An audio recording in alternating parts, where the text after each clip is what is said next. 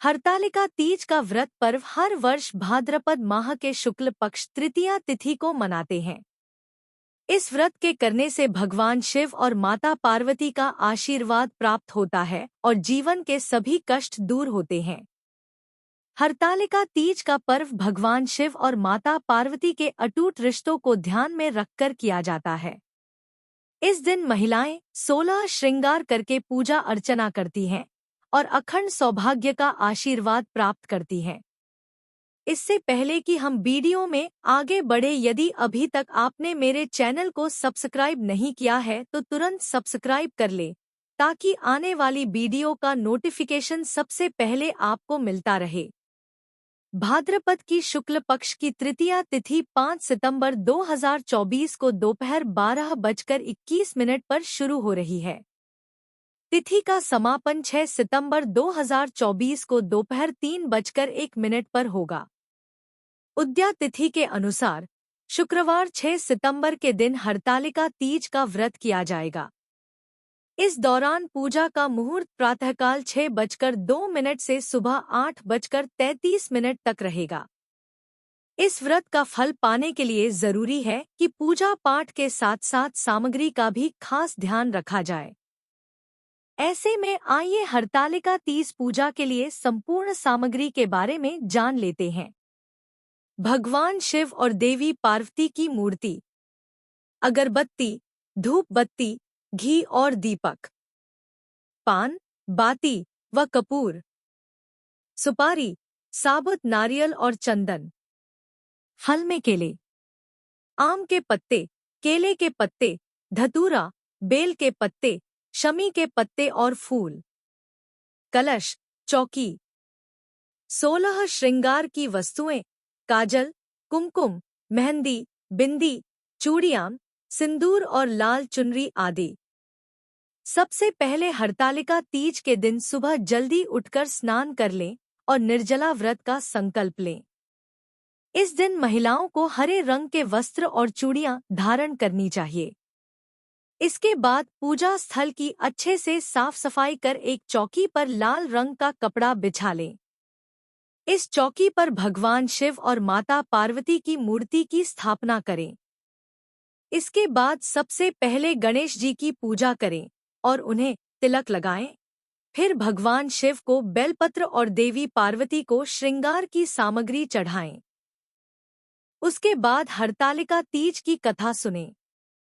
हरतालिक तीज के कथा सुनने व पढ़ने मात्र से भगवान शिव और माता पार्वती का आशीर्वाद प्राप्त होता है और सुख शांति और समृद्धि में वृद्धि होती है। यह कथा बहुत पवित्र मानी जाती है, इसलिए इस दिन हरतालिक तीज की कथा अवश्य सुननी चाहिए।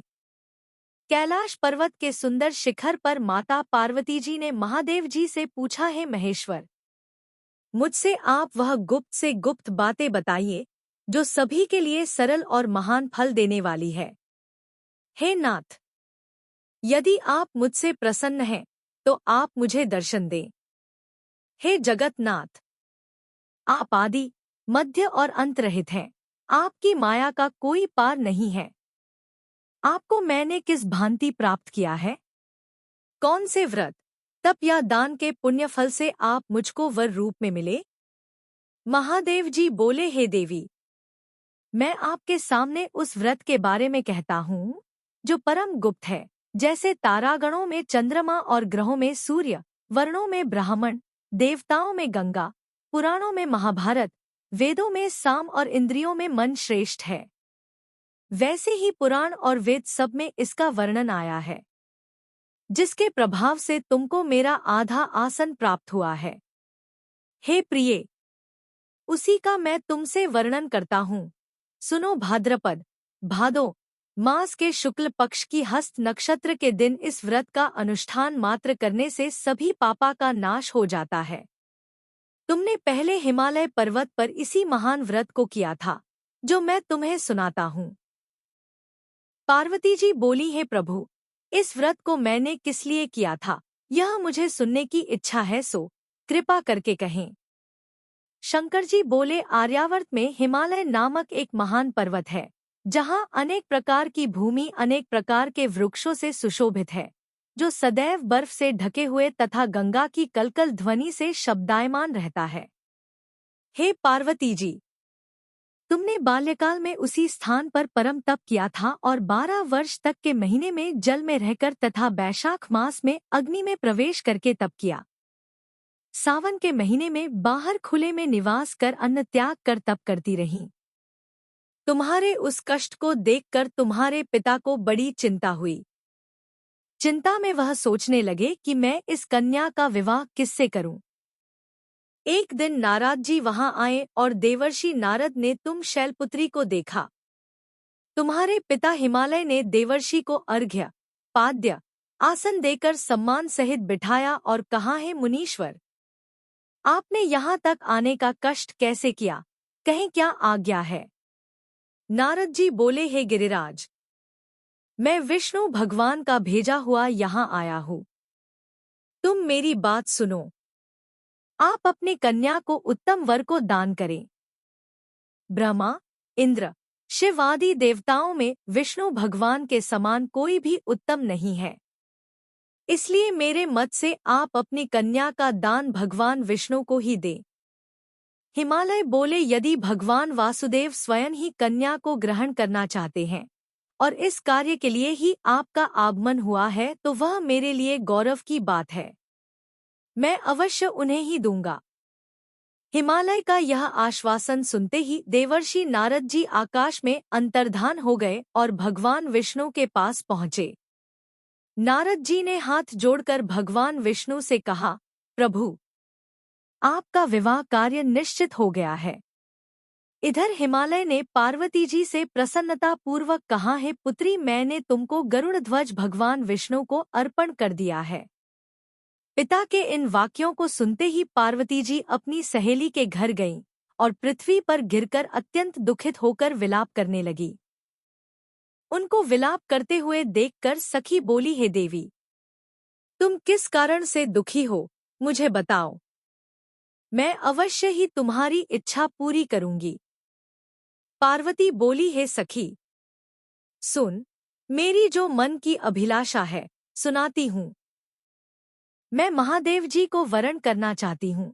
मेरे इस कार्य को पिताजी ने बिगाड़ना चाहा है, इसलिए मैं निसंदेह इस शरीर का त्याग करूंगी। पार्वती के इन वचनों को सुनकर सखी ने कहा, हे देवी, जिस वन को तुम्हारे पिताजी ने न देखा हो तुम वहां चली जाओ। तब देवी पार्वती अपनी सखी का यह वचन सुन ऐसे ही वन को चली गई। पिता हिमालय ने तुमको घर पर न पाकर सोचा कि मेरी पुत्री को कोई देव, दानव अथवा किन्नर हरण करके ले गया है। मैंने नारद जी को वचन दिया था कि मैं पुत्री का भगवान विष्णु के साथ वरण करूंगा। हाय, अब यह कैसे पूरा होगा। ऐसा सोचकर वे बहुत चिंतातुर हो मूर्छित हो गए। तब सब लोग हाहाकार करते हुए दौड़े और मूर्छा दूर होने पर गिरिराज से बोले कि हमें आप अपनी मूर्छा का कारण बताओ। हिमालय बोले, मेरे दुख का कारण यह है कि मेरी रत्नरूपी कन्या को कोई हरण कर ले गया, या सर्प ने काट लिया, या किसी सिंह ने मार डाला। वह ने जाने कहाँ चली गई, या उसे किसी राक्षस ने मार डाला है। इस प्रकार कहकर गिरिराज दुखित होकर ऐसे कांपने लगे जैसे तीव्र वायु के चलने पर कोई वृक्ष कांपता है। तत्पश्चात हे पार्वती, तुम्हें गिरिराज साथियों सहित घने जंगल में ढूंढने निकले। तुम भी सखी के साथ भयानक जंगल में घूमती हुई वन में एक नदी के तट पर एक गुफा में पहुंची। उस गुफा में तुम आनी सखी के साथ प्रवेश कर गईं, जहां तुम अन्न जल का त्याग करके बालू का लिंग बनाकर मेरी आराधना करती रहीं। उस समय पर भाद्रपद मास की हस्त नक्षत्र युक्त तृतीया के दिन तुमने मेरा विधि विधान से पूजन किया तथा रात्रि को गीत गायन करते हुए जागरण किया।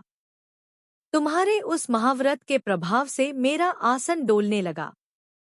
मैं उसी स्थान पर आ गया जहां तुम और तुम्हारी सखी दोनों थी।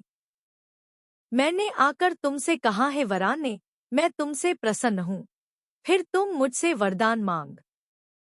तब तुमने कहा कि हे देव, यदि आप मुझसे प्रसन्न हैं तो आप महादेव जी ही मेरे पति हों।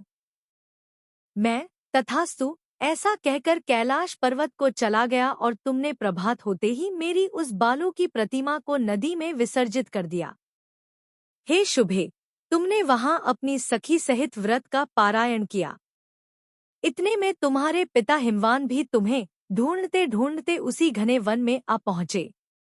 उस समय उन्होंने नदी के तट पर 2 कन्याओं को देखा तो ये तुम्हारे पास आ गए और तुम्हें हृदय से लगाकर रोने लगे। बोले, बेटी तुम इस सिंह व्याघ्रादि युक्त घने जंगल में क्यों चली आई? तुमने कहा, है पिता, मैंने पहले ही अपना शरीर शंकर जी को समर्पित कर दिया था, लेकिन आपने नारद जी को कुछ और बोल दिया, इसलिए मैं महल से चली आई। ऐसा सुनकर हिमवान ने तुमसे कहा कि मैं तुम्हारी इच्छा के विरुद्ध यह कार्य नहीं करूंगा। तब वे तुम्हें लेकर घर को आए और तुम्हारा विवाह मेरे साथ कर दिया।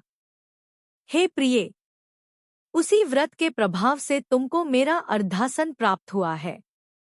इस व्रतराज को मैंने अभी तक किसी के सम्मुख वर्णन नहीं किया है। हे देवी, अब मैं तुम्हें यह बताता हूँ कि इस व्रत का यह नाम क्यों पड़ा। तुमको सखी हरण करके ले गई थी, इसलिए हरतालिका नाम पड़ा। पार्वती जी बोली, है स्वामी, आपने इस व्रतराज का नाम तो बता दिया, लेकिन मुझे इसकी विधि और फल भी बताइए कि इसके करने से किस फल की प्राप्ति होती है। तब भगवान शंकर जी बोले, सौभाग्य की इच्छा रखने वाली महिलाओं को यह व्रत पूरे विधि विधान के साथ करना चाहिए। व्रत में केले के खंभों से मंडप बनाकर उसे वंदनवारों से सुशोभित करें। उसमें विविध रंगों के उत्तम रेशमी वस्त्र की चांदनी ऊपर तान दें। चंदन आदि सुगंधित द्रव्यों का लेपन करके महिलाएं एकत्रित हों। शंख, भेरी, मृदंग आदि बजावें। विधि पूर्वक मंगलाचार करके श्री गौरीशंकर की बालू निर्मित प्रतिमा स्थापित करें। फिर भगवान शिव पार्वती जी का गंध, धूप, पुष्प आदि से विधिपूर्वक पूजन करें। अनेकों नैवेद्यों का भोग लगावें और रात्रि को जागरण करें। नारियल, सुपारी, जमवारी, नींबू, लौंग, अनार, नारंगी आदि ऋतुफलों तथा फूलों को एकत्रित करके धूप, दीप आदि से पूजन करके कहें, हे कल्याण स्वरूप शिव, हे मंगल रूप शिव, हे मंगल रूप महेश्वरी, हे शिवे, सब कामनाओं को देने वाली देवी कल्याण रूप तुम्हें नमस्कार है। कल्याण स्वरूप माता पार्वती, हम तुम्हें नमस्कार करते हैं। भगवान शंकर जी को सदैव नमस्कार करते हैं। हे ब्रह्मा रूपिणी जगत का पालन करने वाली माँ, आपको नमस्कार है। हे सिंहवाहिनी, मैं सांसारिक भय से व्याकुल हूँ, तुम मेरी रक्षा करो। हे महेश्वरी, मैंने इसी अभिलाषा से आपका पूजन किया है। हे पार्वती माता, आप मेरे ऊपर प्रसन्न होकर मुझे सुख और सौभाग्य प्रदान कीजिए। इस प्रकार के शब्दों द्वारा उमा सहित शंकर जी का पूजन करें। विधिपूर्वक कथा सुनकर गौ, वस्त्र, आभूषण आदि ब्राह्मणों को दान करें। इस प्रकार से व्रत करने वाले के सब पाप नष्ट हो जाते हैं। यदि यह वीडियो आपको पसंद आई हो तो आप इस वीडियो को लाइक करें, कमेंट करें और साथ ही अपने इष्ट मित्रों के साथ शेयर भी करें।